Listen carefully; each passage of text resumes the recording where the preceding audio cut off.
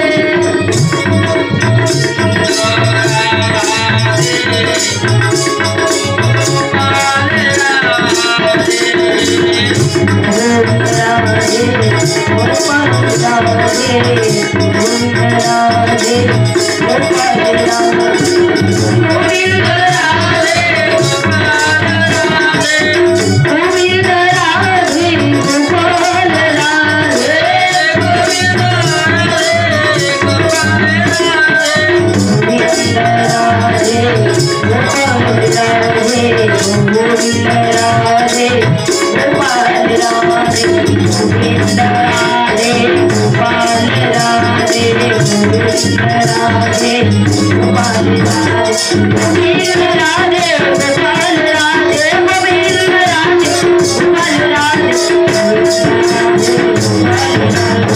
गोविंद राधे गोपाल राधे गोविंद राधे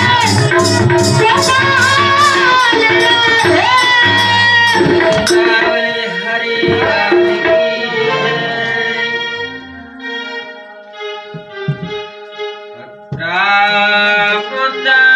राम की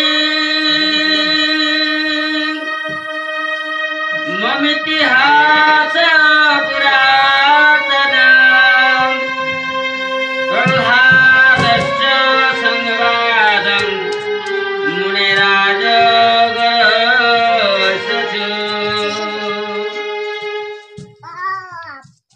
नारद युधिष्ठिर के बोलेन हे युधिष्ठिर प्रह्लाद তিনি নগর পরিভ্রম করতে বার হতেন এবং প্রহ্লাদ যে সময় রাজা হয়েছিলেন সমস্ত প্রজাগণ বড় আনন্দে ছিলেন, সুখী ছিলেন। প্রহ্লাদ প্রত্যেকের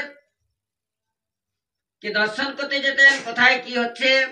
একদিন প্রহ্লাদ চলে গেছেন কাবেরী নদীর কিনারায়। ওইখানে একটা পর্বতের গুহায় এক মুনিকে তিনি দেখতে পেলেন।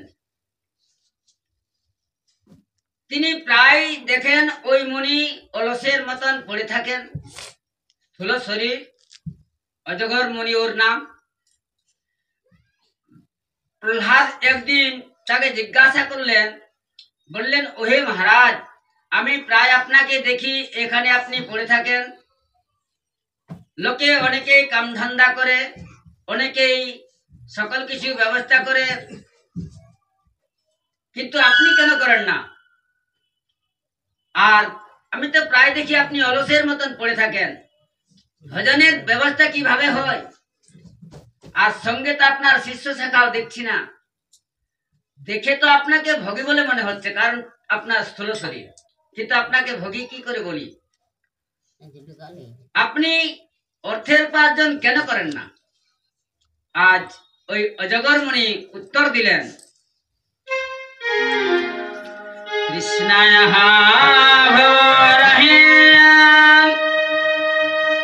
জগয় কামর কর্মাণি কার্যয়া মনোহ নানা জনে সুযোগিত। বললেন শোনো, কাম্য তৃষ্ণা এমন বস্তু যে সকল কিছু প্রাপ্ত করার পরেও কাম্য তৃষ্ণার পূরণ হয় না। আমি তো ধনীদের দুঃখ নিজের চোখে দেখেছি। ধন উপার্জন করার জন্য কষ্ট হয়, ধন রক্ষা করার জন্য কষ্ট হয়, আর ধন যদি ব্যয় হয়ে যায় তাহলে তার দ্বিগুণ কষ্ট হয়ে যায়। এই জন্য আমি কোনো ধনের উপার্জন করি না। কারণ ধন উপার্জন করে কি হবে? এই যে আপনি বললেন যে আপনি মানে অলসের মতন পড়ে থাকেন, কিভাবে আপনার ভজন কিভাবে হয়? বললেন শোনো হে রাজন, শোনো, পঞ্ছি অজগর করনা চাকরি, पंछी करना काम, दास मुल्क कह गए सबके दाता राम। अजगर करना चाकरी, पंछी करना काम, दास मुल्क कह गए सबके दाता राम। अजगर কি এমন চাকরি করে? উনি তো গর্তের মধ্যে পড়ে থাকেন, ভজন মিলল ভালো, না হতো পড়ে থাকেন। আর এটা দাসমূলকের কাছে আমি শিক্ষা পেয়েছি। একদিন দাসমূলক বলছেন যে ভগবান তো সকল কাকে ভজন দিয়ে থাকেন, আজকে দেখি আমাকে ভগবান কিভাবে ভজন দিবেন। মুলুক দাস কি করলেন? তিনি চলে গেলেন এক জঙ্গলের মধ্যে, আর এক বৃক্ষের উপরে তিনি মানে আরোহণ করে রইলেন। আর উনি বলছেন যে আজ ভগবান আমাকে কিভাবে ভজন দেয়, আমি আজ ভগবানকে দেখছি। দেখুন ওইখানে কিছু রাজার লোক এসেছিলেন, তারা বনভোজন করার জন্য তারা সকল কিছু তৈরি করেছিলেন, অনেক কিছু তৈরি করেছিলেন। আর এমন সময় এক সিংহ গর্জন করে উঠলেন। সকলেই ভয়ে ওই সমস্ত কিছু ছেড়ে দিয়ে সকলেই পালিয়ে গেলেন। আর যে গাছের বৃক্ষে মুলুকদাস আরোহণ করেছিলেন, ওই গাছের তলায় অনেক চোরের ওইখানে আড্ডা ছিল। সকলে রাত্রিতে সেখানে আসতেন আর তারা সেখানে বিচার করতেন যে কোথায় আমাদের চুরি করতে যেতে হবে। গ্রীষ্মকাল ছিল, সকলে মানে চোররা এসেছেন আর মুলুকদাস গাছের উপরে আরোহণ করে আছেন। এখন কি হলো, একজনের তৃষ্ণা লেগেছিল, ওই নদীর কিনারায় তিনি উপস্থিত হলেন। তো দেখছেন অনেকগুলা ভোজন ওইখানে রাখা আছে, পুরি আছে, তসময় আছে, কচুরি আছে, লাড্ডু আছে, মালপোয়া আছে, অনেক কিছু আছে। বললেন ভাই এগুলা কে রেখে গেছে? তিনি তো জলপান করলেন না, তিনি ছুটে এলেন তাদের কাছে। বললেন ভাই চলো দেখো, নদীর তীরে অনেক রকম খাবার আছে, আরে অনেক সুন্দর সুন্দর খাবার আছে। চোররা বললেন শোনো, ওই মানে খাবারের মধ্যে বিষ মিশিয়ে রেখেছে, কারণ আমাদের মারার জন্য। তারা নিশ্চয়ই জানে যে চোররা ওখানে আসে আর ওগুলা ভোজন করতে গেলে তারা মারা যাবে। বললেন দেখো এই জায়গায় কোথাও লুকিয়ে আছে। তারা খুঁজতে লাগলেন, তো কোথাও দেখতে পাচ্ছেন না। উনি তো গাছের উপরেই চড়ে আছেন। এখন ওই একজনে যখন গাছের দিকে তাকিয়েছেন, তো দেখছেন উনি গাছের উপরে বসে আছেন। বললেন ওই দেখো ভাই, ওই লোকটা আমাদের মারার জন্য ওইখানে গাছে আরোহণ করে আছে, ওকে নামাও। তাকে নামালেন। নামার পরে বললেন তুমি আমাকে আমাদের মারার জন্য ওই খাবারগুলা বিষ মিশিয়ে রেখেছ, এগুলা তোমাকে ভোজন করতে হবে। তাকে জবরদস্তি নিয়ে গেলেন আর সকল একটু একটু করে নিয়ে সেগুলা তাকে ভোজন করালেন। সেই দিন মুলুকদাস ওই কবিতাটা রচনা করেছেন যে অজগর করে না চাকরি, পঞ্ছি করে না কাম, দাস মুলুক কহে সবকে দাতারাম। এই জন্যে আমি কিছু করি নাই। যদি ভগবানের কৃপায় যদি ভজন হলো তো ভালো। এমন হয় কোনোদিন দিনভর আমার ভজন চলতে থাকে, আর এমন কোনদিন আসে যে দিনান্তে একবারও ভজন হয় না। এমন কোনদিন হয় যে কেউ আমাকে মালা চড়ায়, কেউ মালা পরায়, কেউ চন্দন লাগায়, আর এমন কোনদিন জীবনে আসে আমার গায়ে 2-4 মুঠা ধুলাবালি জিটে দেয়। আবার এমন কোনদিনও হয় যে আমি পালকি আরোহণ করে যাই, আর এমন কোনদিন আসে যে আমাকে পায়ে হেঁটে যেতে হয়। তাই এই সকল আমি কামধান্দা করি না, ভগবানের ইচ্ছায় যা পাই আমি তাই ভজন করে থাকি। আজ প্রহ্লাদের সন্দেহ নিবৃত্ত হয়ে গেল, প্রহ্লাদ চলে গেলেন। সুখদেব বললেন সরপরীক্ষিত, এই পঞ্চম মন্বন্তরে ভগবান এই গজ এবং কুম্ভীরকে জলের থেকে তারাকে রক্ষা করেছিলেন।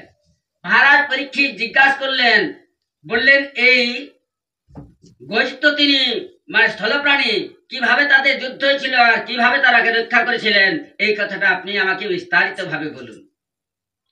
সুখদেব বললেন সেনা পরীক্ষিত,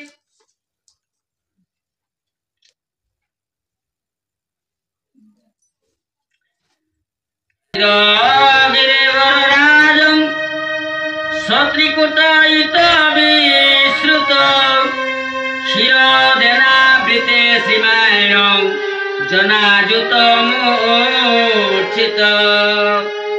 এই ক্ষীর সমুদ্রের মানে তীরে একটা পর্বত ছিল, সেই পর্বতটার নাম হলো ত্রিকুট পর্বত। ওর 3টা সিংহ ছিল, একটা সোনার সিংহ ছিল, একটা রৌপ্য সিংহ ছিল, আর একটা তাম্বা সিংহ ছিল। ওই পর্বতে অনেক দেব ঋষিগণ নিবাস করতেন আর অনেক অনেক পশুগণও থাকতেন। ওই জঙ্গলের মধ্যে এক গজরাজ ছিলেন, বিশাল গজরাজ। তিনি পত্নী পুত্রদের নিয়ে একসঙ্গে ঘুরে বেড়াতেন। যখন গজরাজ চলে যেতেন, ছোট্ট ছোট্ট পশুরা তার জোর ধরে দিতেন। গজরাজ বলতেন তোমরা কোনো ভয় করো না, আমি এই জঙ্গলের রাজা। একদিন কি হলো, ওই গজরাজ জল পান করার জন্য তিনি চলে গেলেন, এক সরোবরে চলে গেলেন। ওই সরোবরটা বিশাল সরোবর ছিল, আরে দিকে দ্বাদশ যোজন করেছিল, মনে হচ্ছিল যেন একটা সমুদ্রের মতন। আজ গজরাজ কি করলেন, ওই তার বাচ্চা পত্নীকে জলপান করালেন, আর তিনি ওই সরোবরে নেমে গেলেন আর জলপান করতে লাগলেন এবং ফুলদল ছিঁড়ে খেতে লাগলেন। আর ওই সরোবরের মধ্যে এক বিশাল কুম্ভীর ছিল। যেমনি ওই গজরাজের পায়ের শব্দ পেয়েছেন, তিনি ছুটে এসে আর ওই গজরাজকে কামড়ে ধরেছেন। গজরাজ তো প্রথম কোনো ভ্রুক্ষেপই করলেন না। তার পত্নীকে বললেন, কোন একটা ছোট্ট প্রাণী আমাকে পায়ে ধরেছে। তিনি নিশ্চিন্ত মানে ওই ফুলদল ছিঁড়ে ছিঁড়ে খেতে লাগলেন। কিন্তু ওই গ্রাহক রক্ত খেতে খেতে তিনি আরো বলিয়ান হয়ে উঠলেন। যখন তিনি তীরে উঠতে চাইছেন, সেই সময় তাকে টানতে টানতে ওই গজরাজ তিনি নিয়ে চলে যাচ্ছেন। গজরাজ তার পত্নীকে বলছেন, আরে তাকে আমি তো তুলতে পারছি না, তোমরা আমার কিছু ব্যবস্থা করো। তাকে সরে বাজ দিয়ে তাকে উঠাবার চেষ্টা করতে লাগলেন, কিন্তু গজরাজকে আর কোনোতেই ওই তীরে উঠাতে পারছেন না। গজরাজ অনেক চেষ্টা করলেন, তার পত্নী অনেক চেষ্টা করলেন।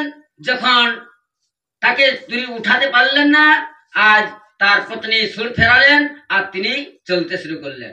পত্নী বাচ্চা চলে গেলেন। গজরাজ বলছেন, ধর্মপত্নী আমাকে ছেড়ে তুমি কোথায় চলে যাচ্ছ? বললেন, প্রভু আপনি তো জল থেকে বার হতেই পারছেন না, আমাদের তো কাম ধান্দা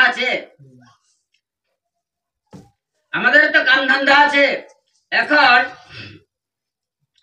গজরাজ চিন্তা করছেন যে এই হাড় মাংস শরীরের উপরে আমি ভরসা করছি, এরা আমায় কি রক্ষা করবে? আরে যদি ভগবানকে আমি শরণ নিই তাহলে ভগবান আমাকে রক্ষা করবে, এরা আমাকে কি রক্ষা করবে? তাই গজরাজের মানে শরণে চলে এলো, সেই ভগবানের কথা শরণে চলে এলো। আজ ভগবানকে কাতর প্রার্থনায় গজরাজ ডাকছেন, হে গোবিন্দ হে গোপাল,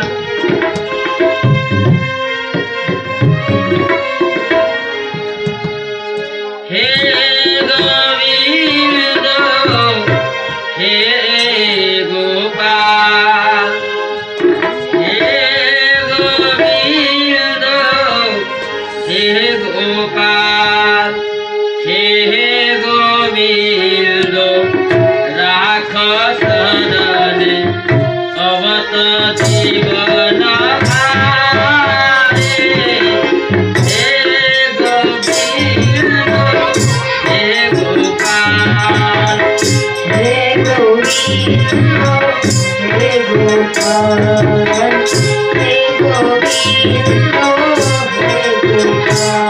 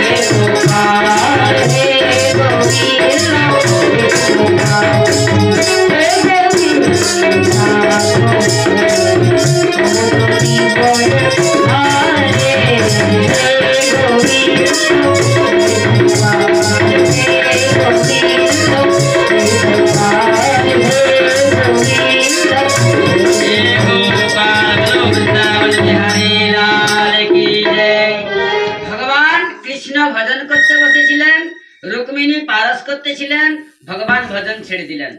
রুক্মিণী বলছেন কি হলো প্রভু আপনি ভজন ছেড়ে দিলেন কেন? বললেন আমার ভক্ত সংকটে পড়ে গেছে। তিনি গরুরকে স্মরণ করলেন, স্মরণ করা মাত্রই গরুর চলে এলেন, কিন্তু গরুরের অভিমান হয়ে গেল যে প্রভু যদি কোথাও তাড়াতাড়ি যাওয়ার থাকে তাহলে আমার পৃষ্ঠে আরোহণ করে নিয়ে প্রভু যান, তবে আমার শরীরে ক্ষমতা আছে বলেই তো আমি ত্রিলোকের ঈশ্বরকে আমি মানে নিয়ে চলে যাই। আমার যদি ক্ষমতা না থাকতো তাহলে কি নিয়ে যেতে পারতাম? ভগবান বললেন এ তো গরুরের অভিমান হয়ে গেল, এ তো মানে গজরাজকে কুম্ভীরে ধরেছে আর এই গরুরকে তো সংশয় রূপা কুম্ভীরে ধরেছে। বলেন আর আজ আগের এই সংশয়টাই আমি দূর করি। ভগবান গরুরের পৃষ্ঠে একটি আঙ্গুল রাখলেন, বললেন উড়ো। বললেন পুরোপুরি আপনি বসে যান না প্রভু, শ্বাস আবেগে আপনাকে নিয়ে চলে যাব। বললেন না না তুমি আঙ্গুলটাই ছাড়া করো। বললেন আপনি পুরোপুরি বসে যান না। বললেন না না তুমি আঙ্গুলটা আগে তোলো। গরুর ফড়ফড় মানে পাকা ফড়ফড়াতে লাগলেন, কিন্তু ভগবানের আঙ্গুলটা ছাড়াও করতে পারলেন না। ভগবান বলছেন গরুকে তোমার অভিমান হয়েছিল যে আমি ত্রিলোকের ঈশ্বরকে মানে পৃষ্ঠে বহন করে নিয়ে যাচ্ছি, আরে তোমার কি শক্তি আছে? আমি তোমাকে পায়ে বেঁধে আমি তোমাকে নিয়ে উড়ি। গরুরের অভিমান মিটে গেল। বললেন বসুন প্রভু। আজ যখন ভগবানকে দেখেছেন, আজ এই গজরাজ কি করেছেন, এবং ব্যবস্থিতা সমাধায় মনোহৃদি যজাপ পরমং জাপং কাগজন মনরসিক্ষিত। আজ গজরাজ কি করলেন, ফুলদল ছিঁড়ে নিয়ে আর ভগবান গোবিন্দের চরণে অর্পণ করেছেন। গো বলতেই ভগবান এসেছেন, বিন্দর তো পরে বলেছেন। সমুদ্রের কিনারায় চলে এলেন। ভগবান ওই গজরাজ এবং কুম্ভীরকে টেনে উঠালেন আর প্রভুর সুদর্শনের চক্রের দ্বারা আজ ওই কুম্ভীরের মুখটাকে চৌচির করে দিলেন এবং তার মস্তক ছেদন করে দিলেন। সেইখানে একটা বড় মানে আশ্চর্য ঘটনা ঘটে গেল। ওই কুম্ভীরের থেকে এক দিব্য রূপ বার হলো, খুব সুন্দর, অপূর্ব সুন্দর। ভগবান তো সর্বান্তর্যামী, কিন্তু ওই মানে গ্রাহক রূপী তাকে জিজ্ঞাসা করলেন, বললেন এই অবস্থা তোমার কেন হয়েছে, তুমি কেন গ্রাহক হয়েছিলে? ওই গ্রাহক কি উত্তর দিচ্ছেন,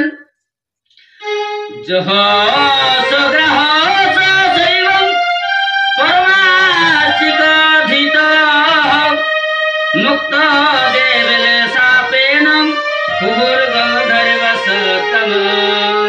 বললেন মহারাজ, আমি হুহু নামা গন্ধর্ব। আমার একদিন নিজের ভুলের কারণে আমার এই অবস্থা। একদিন এক নদীর জলে স্নান করতেছিলাম, ওই নদীতে দেবল ঋষি স্নান করতেছিলেন। দেবল ঋষি তিনি মন্ত্র জাপ করতেছিলেন, কারণ নদীর জলে যদি মন্ত্র জাপ করা হয় সেই মন্ত্রটা সিদ্ধ হয়ে থাকে, তাই উনি জাপ করতেছিলেন। আমি চিন্তা করলাম এই যে হাহা আর হুহু এরা আছেন দেব বিদূষক, মানে দেবতাদের যদি কোনো সময় উদাসতা থাকে, অলসতা থাকে, তারা এমন এমন কথা বলে, এমন এমন ঢঙ্গের কাজ করে যে সকলেই তারা হাসতে থাকেন। দেখবেন যে কোনো নাটকের মধ্যে আপনি দেখবেন মানে কেউ মানে ঘুমাচ্ছে আর এমন দু একজন ঢুকে যান যে সারা যত সবাই থাকে সকলে আনন্দে মানে হাসতে থাকে, এমন এমন কথা বলেন, এমন এমন ঢং করে, নাকি? এরা আছেন বিদূষক, মানে সকলের আলসতা উদাসতা তারা দূর করেন। তো তারা তাই ছিলেন। এখন হুহুনামা গন্ধর্ব চিন্তা করছেন, আমি তো সকলের অলসতা উদাসতা দূর করি, আজ সকলকে তো হাসাই, আজ বাবাকেও হাসাতে হবে। ওই গ্রাহক কি করলেন, তিনি জলের মধ্যে ডুব দিলেন আর দেবল মুনি যে তিনি মানে মন্ত্র জপ করতেছিলেন আর তার পায়ে এসে ধরেছেন। যেমনি ধরেছেন তার ধ্যান ভঙ্গ হয়ে গেল। বললেন কোন জন্তু আমাকে ধরেছেন? আর যেমনি দেবলকে দেখে ওই গন্ধর্ব নামা হুনামা গন্ধর্বকে দেখেছেন, বললেন তোমার এত সাহস, আমার পায়ে এসে ধরেছ, আরে গ্রাহকের মতন কাজ করছো, যাও তুমি গ্রাহক হয়ে যাও। উনি বললেন মহারাজ আপনি কি করলেন, আমরা তো দেব বিদূষক, হুহু এবং হাহা আমরা দু ভাই, আমরা তো সকল দেবতাদের এবং সকলের উদাসতা অলসতা আমরা দূর করি, আর আপনি আমাদের অভিশাপ করে দিলেন। দেবলমুনি বললেন তাহলে তো বড় ভুল হয়ে গেল। বললেন শোনো, তোমাকে তো গ্রাহক রূপ হতেই হবে, কিন্তু ভগবানের পরশে সেটা তুমি মুক্ত হয়ে যাবে। তিনি মুক্ত হয়ে স্বর্গলোকে চলে গেলেন। কিন্তু মহারাজ পরীক্ষিত জিজ্ঞাসা করলেন, বললেন মহারাজ যে অন্তিম সময় মনুষ্য লোকে ভগবানকে মানে ডাকতে পারে না, কিন্তু ওই গজরাজ এত বিপদের সম্মুখীন হয়ে নিয়ে মৃত্যুর সময় ভগবানের স্মরণ কি করে এলো? আর সুখদেব বললেন সারা পরীক্ষিত, পূর্ব মহোদ রাজা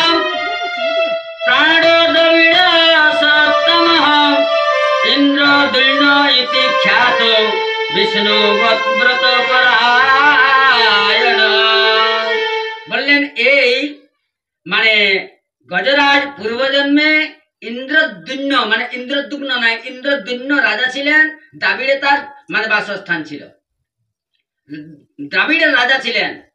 যখন বৃদ্ধ অবস্থা হলো তিনি একবার মৌনী ব্রতী হয়েছিলেন। তো মৌনী ব্রতী যারা হন তারা কারো সঙ্গে কথা বলেন না, যদি কারোর সঙ্গে বাক্যালাপ করতে হয় ওই কাগজের মাধ্যমে লিখে দেন, ইশারার মাধ্যমে কথা হয়। আর ওই রাজা ছিলেন মৌনী ব্রতী। এখন সেই সময় দুর্বাসা ঋষি সশিষ্য ওই মানে পথ দিয়ে চলে যাচ্ছেন, আর ওই মন্দিরে ইন্দ্রদুম্ন রাজা বসে আছেন। ওই দুর্বাসা বুঝতে পারলেন এখন ইনি মৌনব্রতী আছেন। বললেন এটা তো রাজার কর্তব্য নয়, এ তো ক্ষত্রিয়ের কর্তব্য নয়। ক্ষত্রিয়ের কর্তব্য হলো রাজাকে রাজ্য পালন করা, প্রজাদের পালন করা।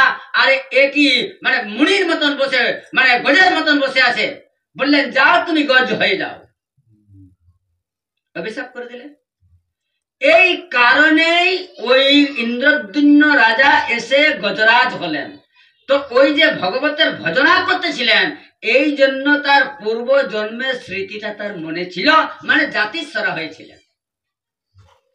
সুখদেব বললেন, সোনা পরীক্ষিত, ভগবানের প্রসাদী মালা, ভগবানের প্রসাদী ফুল কোন রাস্তায় ফেলে দেওয়া উচিত নয়, কোন ড্রেনে ফেলে দেওয়া উচিত নয়। পূজা করার পরে সেটা জলেই ভাসাতে হয়, নাহলে তার সেবা অপরাধ লেগে যায়। একবার দুর্বাসা তিনি চলে গেছিলেন মানে বৈকুণ্ঠে, ভগবানের প্রসাদী মালা দুর্বাসাকে প্রদান করলেন। দুর্বাসা বড় আনন্দিত হলেন, ওই মানে মালা পরে নিয়ে আর তিনি স্বর্গলোকে চলে এলেন। আর ওই মালাটা ইন্দ্রকে তিনি প্রদান করলেন। ইন্দ্র কি করলেন, তার হাতির গলায় ওই মালাটা পরিয়ে দিলেন, আর হাতির গলা থেকে মালাটা পড়ে গেল।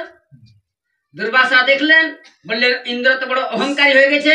বললেন, ইন্দ্র, তোমার আমি দরিদ্রতা দেখতে চাই, তুমি দরিদ্র হয়ে যাবে। সেই সময় মানে দেবতারা বলিয়ান হয়ে নিয়ে আর তাদের স্বর্গরাজ্য কেড়ে নিলেন। সকল দেবতারা ভগবানের কাছে গেলেন, ভগবানকে বলছেন, প্রভু আমাদের উপায় কি হবে? আজ দৈত্যগণ বলিয়ান হয়ে নিয়ে আমাদের স্বর্গরাজ্য আক্রমণ করে নিয়েছে। ভগবান বললেন, তোমরা এক কাজ করো, মানে দেবদৈত্য মিলে নিয়ে সমুদ্র মন্থন করো, আর ওই সমুদ্রের থেকে যে অমৃত উৎপাদন হবে ওই অমৃত তোমাদের আমি পান করাবো, তোমরা অমর হয়ে যাবে আর বলিয়ানও হয়ে যাবে। তবে তোমরা সমঝোতা করে নিয়ে, দেবদৈত্য সমঝোতা করে নিয়ে আর সমুদ্র মন্থন করতে হবে। এখন ইন্দ্র মহারাজ এবং দেবতারা সকলেই চলে এলেন বলির দরবারে। তো তার সঙ্গে তো বিরোধ আছে, বিরোধী লোক যদি কেউ আসেন স্বাভাবিক তাদের মনে ভয় জাগে। এখন সকলে অস্ত্র শস্ত্র নিয়ে উঠে গেলেন। বলি বলছেন, না, কেউ অস্ত্র প্রহার করবেন না, কারণ তারা কেন আসছেন, কি জন্য আসছেন, তাদের কাছে তো সমাচার চাওয়া দরকার। কারণ শত্রু যদি তার কারো বাড়িতে যায় তো কি বলেন আমরা, যে দুশ্মনকে উঁচু পীড়া দিতে হয় কি। তো যখন শত্রু যখন আসছেন, কি জন্য আসছেন সেটা তো জানতে হবে। এই জন্যেই মানে ইন্দ্র এলেন, ইন্দ্রকে বললেন, কেন এসেছেন, বসুন। সকলকে স্বাগত করলেন, সকলকে বসালেন। ইন্দ্র বলছেন, শুনুন, আমরা এসেছি সমঝোতার জন্য। বললেন, এমন কোন সমঝোতা নয় যে দেখুন আমরা আপনারা তো কোনো দুই নই। দেবতারা বলছেন যে আমরা আপনারা তো দুই নয়, কারণ পিতা তো আমাদের একজনে, কশ্যপই আমাদের পিতা, মাতা কেবল আলাদা আলাদা। আপনারা হলেন দিতির পুত্র, আমরা হলাম অদিতির পুত্র, কিন্তু পিতা তো একজনেই। তাহলে কাজ করা যাক, আমরা সমুদ্র মন্থন করব, আর ওই সমুদ্রের থেকে যে অমৃত উৎপাদন হবে ওই অমৃত পান করে নিয়ে আমরা দেবতা এবং দৈত্য অমর হয়ে যাব। বললেন ঠিক আছে, তারা রাজি হয়ে গেলেন। এখন বললেন, তাহলে চলো, মন্দরাচল পর্বতকে নিয়ে আসতে হবে। এখন দেবদৈত্য মিলে আর মন্দরাচল পর্বতকে উপড়ে আর তারা নিয়ে আসছেন, কিন্তু এত গুরুতর ভার হওয়ার জন্য তারা আর বহন করতে পারলেন না, মানে পর্বত পড়ে গেল। ওই পর্বতের পড়ার কারণে অনেকেই মারা গেলেন, অনেকের কোমর ভেঙে গেল, পা ভেঙে গেল। ভগবান অমৃত দৃষ্টিতে সকলকে বাঁচালেন। ভগবানের যেটা কাজ সেটার জন্য তো তিনি কারো ব্যাঘাত হতে দেন নাই। এখন ভগবান কি করলেন, বাম হাতে ওই পর্বতকে তুলে গরুরের উপরে চাপিয়ে দিলেন, আর ওই সমুদ্রের মধ্যে, ক্ষীর সমুদ্রের মধ্যে ওই পর্বতকে ভাসিয়ে দিলেন। বললেন, তাহলে তো মন্থনের দাড়ি মানে দড়ির দরকার, এ তো দাড়ি হয়ে গেল, মন্দরাচল পর্বত দাড়ি হবে, তাহলে রজ্জুর দরকার। সেই সময় বললেন ওই নাগরাজকে, নাগরাজ মামাত্রং ফলভাগেন বাসুকিম পরিবিয়োগিরয় তস্মিন নেত্র মধ্যে মুদাম্বিত। বাসুকি নাগকে বললেন, এক কাজ করো, আপনি রজ্জু হন, আর এই যে অমৃত উৎপাদন হবে সেই অমৃতের ভাগ তোমাকেও দেওয়া যাবে। তিনি অমৃতের লোভে রাজি হয়ে গেলেন। এখন দেবদৈত্য দুপক্ষ হয়েছেন। প্রথম মানে মস্তকের দিকে দেবতারা হয়েছেন, দেবদৈত্যরা বলছেন আমরা ওই অমঙ্গল পুচ্ছ ধারণ করতে চাই না, আমরা জানি যে দেবতাদের থেকে আমরা উচ্চ, আমরা অমঙ্গল পুচ্ছ ধারণ করতে যাব কেন? ভগবান ইশারা করে দিলেন যে তোমরা পুচ্ছকেই ধারণ করো। দৈত্যরা মস্তক দিকে ধারণ করলেন আর দেবতারা পুচ্ছ দিকে ধারণ করলেন, আর সমুদ্র মন্থন হতে লাগলো। সমুদ্র মন্থন হতে হতেই তার ঘর্ষণে মানে ওই সমুদ্র পর্বতটা ডুবে গেল, ঘর্ষণে ডুবে গেল। ভগবান চিন্তা করছেন, সেই সময় ভগবান কুর্মরূপ ধারণ করে নিয়ে আর ওই মন্দরাচল পর্বতকে পৃষ্ঠে তিনি ধারণ করলেন। আবার ওই মানে মন্দরাচল পর্বত উঠে গেল। দেবদত্ত বড় আনন্দিত হলেন। তারপরেই তারা মন্থন করতে লাগলেন। মন্থন করতে করতে মেঘের সৃষ্টি হয়ে গেল। আর ওই মেঘে প্রথম মেঘের সৃষ্টি হয় সেই সময়, আর জল বর্ষণ হতে লাগলো। দেবদত্তদের যে পরিশ্রান্ত ছিলেন তারা শান্ত হলেন এবং আরো নতুন উদ্যম হলো। আবার মন্থন করতে লাগলেন, আর মন্থন করতে করতে এবার বিষ উঠে গেল। আর বিষ কোন 10-5 তলা উঠেছিল না, আরে 50,000 করোড় টনের বেশি বিষ উঠেছিল। যে বিষে ত্রিলোককে দহন করতে পারে তো কি 10-5 তলা উঠেছিল নাকি? স্বর্গমত্ত 3 পুরকে দহন করছে। আজ সেই বিষের জ্বালায় সকলে জ্বলতে লাগলেন, সকলে ত্রাহিমাম ত্রাহিমাম হতে লাগলেন। ভগবানকে বলছেন, প্রভু উপায় করুন, আমরা আর বিষের জ্বালা সহ্য করতে পারছি না। আপনার অনুমতিতে আমরা এই সমুদ্র মন্থন করতেছিলাম, কিন্তু এখন বিষ উঠেছে আর আমরা জ্বালা সহ্য করতে পারছি না। ভগবান বলছেন, শোনো, তোমরা যাও শঙ্কর ভগবানের কাছে, তবে একটা কথা, তোমরা আমার নাম লিবে না। কারণ শঙ্কর ভগবানের বিষ পান করা অভ্যাস আছে। তাকে স্তুতি করে নিয়ে, তাকে প্রার্থনা করে নিয়ে কোন প্রকারে যদি বিষটা পান করেন তাহলে তোমরা তার থেকে রক্ষা পাবে। বললেন ঠিক আছে। আজ সকল দেবতারা কি করলেন, ভগবানকে স্তুতি করার জন্য সকলেই সেখানে চলে গেলেন আর ভগবানকে স্তুতি করছেন।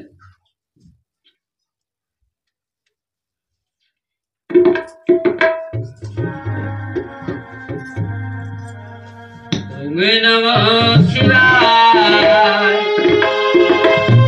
হরি ওম নমঃ শিবায়, ওম নমঃ শিবায়, হরি ওম নমঃ শিবায়, ওম নমঃ শিবায়, হরি ওম নমঃ শিবায়, ওম নমঃ শিবায়, হরি ওম নমঃ শিবায়, ওম নমঃ শিবায়,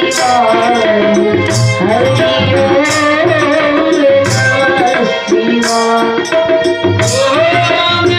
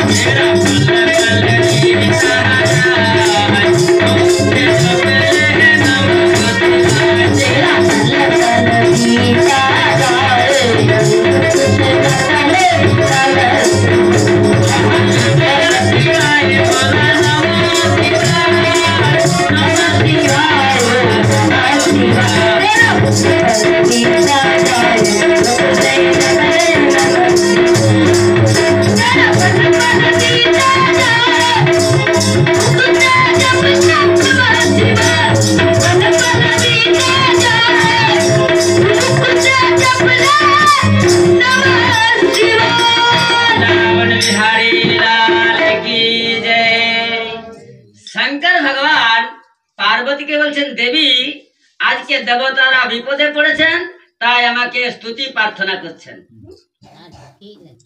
সমুদ্রের থেকে বিষ উঠেছে, সেই বিষের জ্বালায় সকলে জ্বলছেন আর বলছেন আমাকে ভক্ষণ করতে, কিন্তু তোমার অনুমতি না হলে তো আমি বিষ ভক্ষণ করবো না।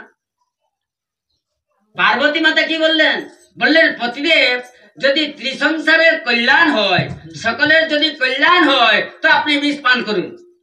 আর পার্বতী মাতা বলছেন, আমি কি থোড়ে কম পতিব্রতা, পতিদেব আপনি বিষ পান করে যান। আর পার্বতী মাতা জানেন যে রাম নামের ক্ষমতাও তিনি জানেন। শঙ্কর ভগবান আজ সমুদ্রের তীরে এলেন। তপ্ত করতলি কৃত্যাব্যাপী হলা হলা বিষম অভক্ষণ মহাদেব কৃপয়া ভূত ভাবনম।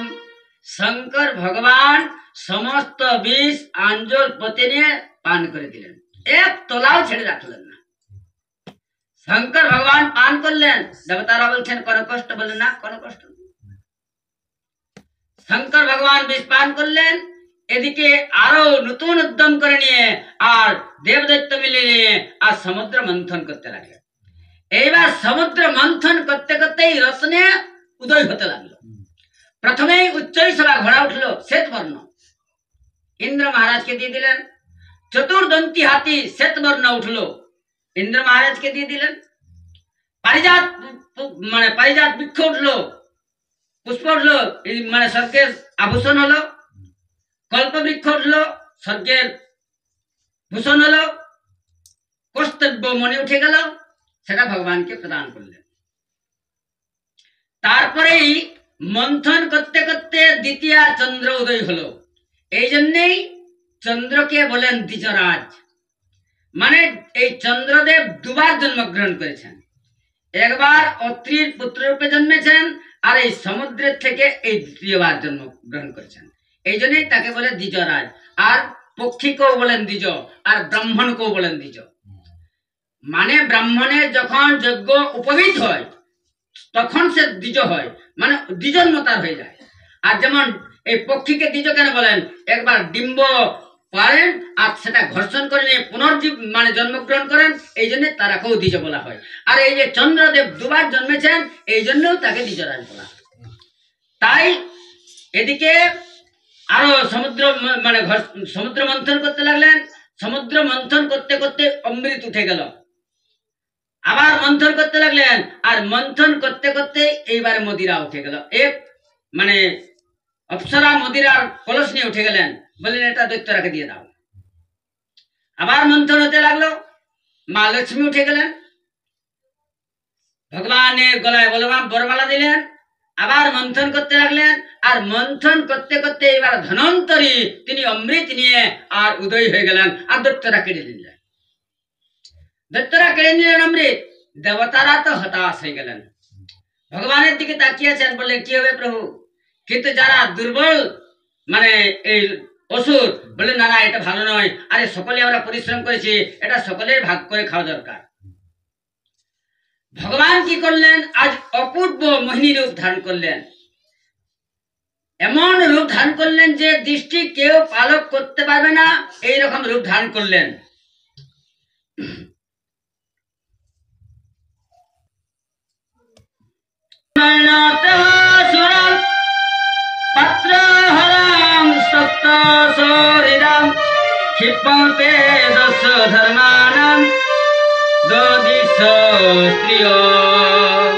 এত সুন্দর স্ত্রী রূপ ধারণ করলেন। আজ তার মুখের মধ্যে মৃদু মৃদু হাসি, দুটি ফুল লফালফি করে নিয়ে, আর তিনি যেখানে তাদের ক্রন্দল হচ্ছে, দ্বন্দ্ব হচ্ছে, সেই দিকেই তিনি এগিয়ে আসছেন। আর দৈত্যদের চোখের মধ্যে পড়ে গেছে ওই মানে ভগবান মোহিনীকে। আর দেখা মাত্রই তারা এক দৃষ্টান্তে তাকিয়েছেন, বললেন কে এই সুন্দরী? কোনদিন এত তো রূপ আমরা কোনোদিন দেখি না, খুব সুন্দর মৃদু মৃদু হাসছেন, আর খুব মানে নয়নে চাউনি অঙ্গি ভঙ্গ করে আসছেন। আর সকল দৈত্যরা তার দিকে আর চক্ষু পালট করতে পারছেন না, আর তাদের দিকে ভগবানের দিকে এগিয়ে গেলেন। বলে কে সুন্দরী, আপনাকে তো আমরা কোনোদিন দেখিনি, আপনি কোথায় নিবাস করেন, কোথায় থাকেন, আপনার তো আমরা পরিচয় জানি নাই, আপনি আমার তো মনে হয় আমাদের মনে হয় যে এখন আপনি বিবাহ করেন নাই। বললেন আপনারা যা বলছেন তা সত্যি, আমি বিবাহ এখনো করিনি, তবে আমার আপনার যে বললেন যে কোথায় তোমার নিবাস, বললেন যে যখন আমাকে আশ্রয় দেয় তার কাছেই স্যার থাকি। আরো বেচারা মোহিত হয়ে গেলেন, বললেন আমাদের একটা বড় মানে কলহ সৃষ্টি হয়েছে, এইটা আপনাকে মীমাংসা করে দিতে হবে। বললেন কি হয়েছে? বললেন এই মানে সমুদ্রের থেকে অমৃত উঠেছে, এই অমৃত আপনাকে মানে ভাগ করে দিতে হবে। বললেন না না না, তোমরা কৈশ্যপ নন্দন, তোমাদের ঝামেলায় আমি কেন যাব? বলে তোমরা যা পারো করো। বলে না না, আপনি এটা ভাগ করে দেন না। বলে না না, আমি তোমাদের ভাগ করতে চাই না, তোমাদের যা ইচ্ছা তোমরা তাই করো। বললেন তোমাদের ঝামেলায় আমি যাব না। বললেন না না, আপনি যেমন ভাবে আপনি ভাগ করে দিবেন, আমরা আপনাকে কেউ কিছু বলবো না। বললেন ঠিক আছে, যদি আমার উপরে তোমাদের এত বিশ্বাস আছে, তাহলে এক কাজ করো, তোমরা দুপুক্তি হয়ে বসো, একদিকে দেবতারা বসুন আর একদিকে দৈত্যরা বসুন। বলে হ্যাঁ হ্যাঁ তাই ঠিক আছে। এখন দেবতারা একদিকে বসলেন আর দৈত্যরা একদিকে বসে গেলেন। ভগবান প্রথম দৈত্যদের কাছে কলস, অমৃত কলস নিয়ে গেলেন।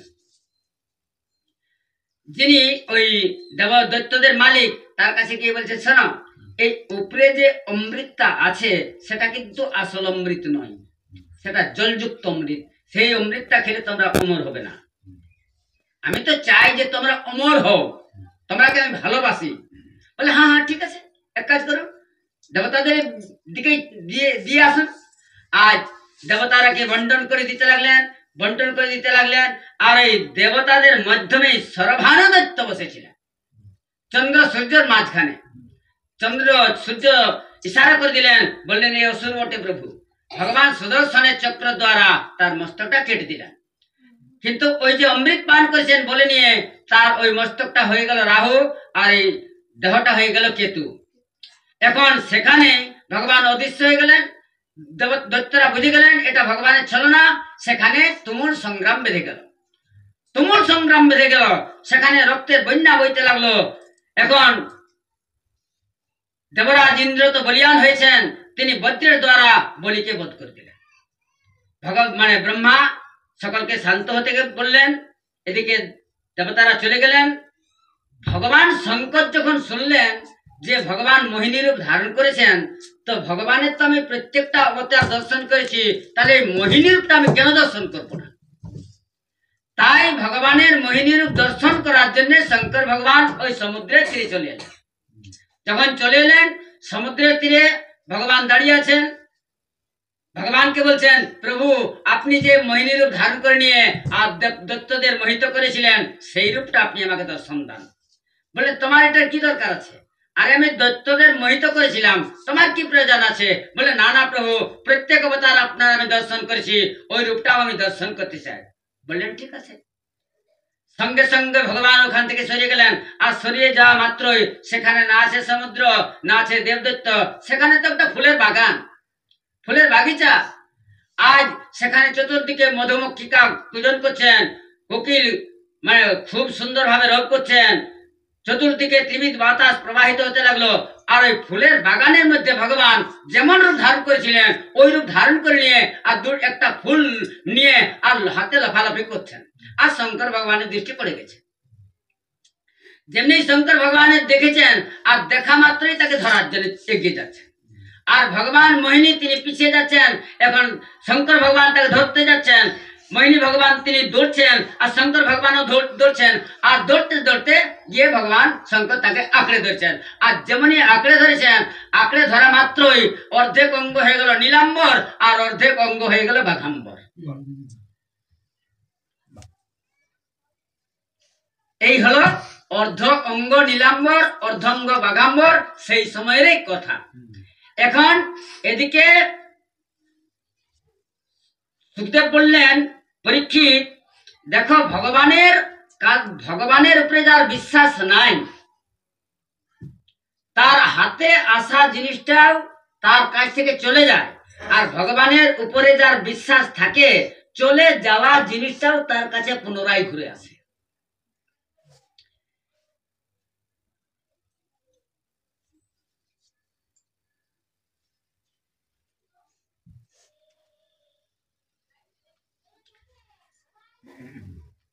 বলে পদত্রয়ে ভূমে কস্মাৎ বিরাজাত ভূতেশ্বর কৃপাণং বলবধার্থ হপি বন্ধনতম। মহারাজ পরীক্ষিত বললেন, গুরুদেব, একটা তো আমার বড় আশ্চর্য হয়ে গেল। আমি শুনেছি যে ভগবান স্বয়ং তিনি কৃপাদ রূপ ধারণ করে নিয়ে, ব্রাহ্মণের রূপ ধারণ করে নিয়ে, আর তিনি ভিক্ষা করতে গেছিলেন কোথায়? বলির দরবারে। আর বেচারা নিরপরাধ বলিকে তিনি বন্ধন করেছিলেন। এটা কেন করেছিলেন ভগবান? সুখদেব বললেন, সনপরীক্ষিত, যে সময় যুদ্ধ হলো, সকল দৈত্যরা মারা গেলেন। দৈত্যরা যখন মারা গেলেন, শুক্রাচার্য সঞ্জীবনী মন্ত্রের দ্বারা সমস্ত দৈত্যরাকে বাঁচিয়ে দিলেন। শুক্রাচার্য একটা যজ্ঞ করলেন, আর সেই যজ্ঞের থেকে রথ উঠলো এবং ধনুষ্বাণ উঠলো। আর শুক্রাচার্য বললেন, আমার আশীর্বাদ আছে, তোমরা স্বর্গ রাজ্যে ধাওয়ান করো, আক্রমণ করো।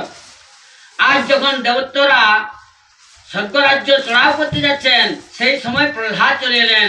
আর প্রহ্লাদ বলছেন, সনপত্র, তুমি স্বর্গরাজ্য আক্রমণ করো, কোনো আপত্তি নাই, কিন্তু ভগবানকে তুমি ভুলে যেও না, ভগবানকে ভুলে যেও না। এদিকে তাই হলো, দেবতারা এবং দৈত্যরা চলে যাচ্ছেন। দৈত্যরা যখন চলে যাচ্ছেন, আর তাদের হুঙ্কার শোনা মাত্রই দেবতারা সকলেই বললেন, কিসের গর্জন ভাই? বললেন, দৈত্যরা আমাদের সঙ্গে যুদ্ধ করতে আসছে।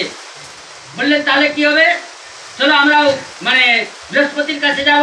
বৃহস্পতির কাছে গেলেন। বৃহস্পতি বলছেন, না, এ সময় দৈত্যরা গুরুদেবের আশীর্বাদ আছে, এ সময় তোরা স্বর্গ রাজ্য ছেড়ে তোমরা চলে যাও।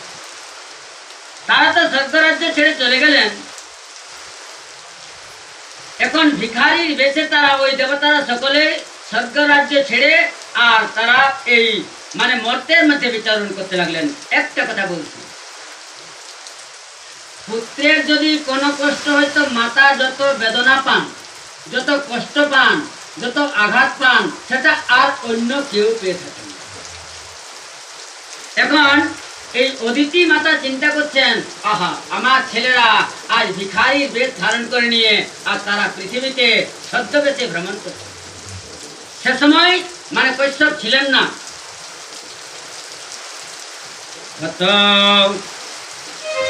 এবং পুত্রে সোনস্তেষু দেব মাতা দিতিস্তরা হিতে তিনি চপে দত্তই পদ্যত পদ্য সর্থবর। আজ তিনি অত্যন্ত দুঃখিত হয়ে গেলেন, অত্যন্ত ক্লান্ত হয়ে গেলেন, মুখ মলিন হয়ে আছে, চিন্তায় যেন মগ্ন হয়ে আছেন।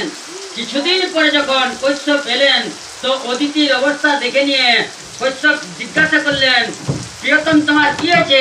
তোমার তো এই অবস্থা আমি কোনোদিন দেখি নাই, কে তোমার এই অবস্থা করেছে?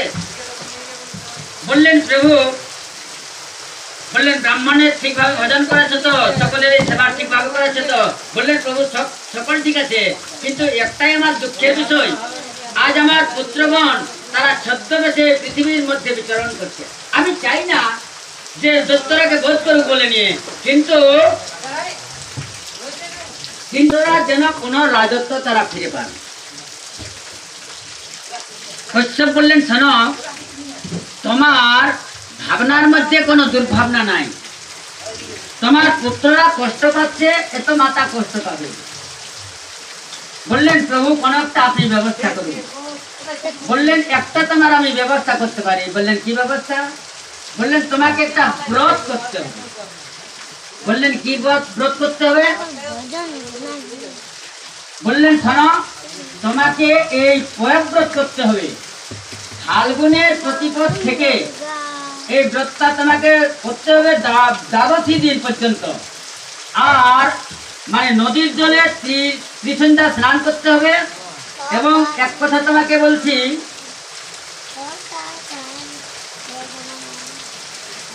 অস্পৃশ্যদের সঙ্গে কথা বলা যাবে না।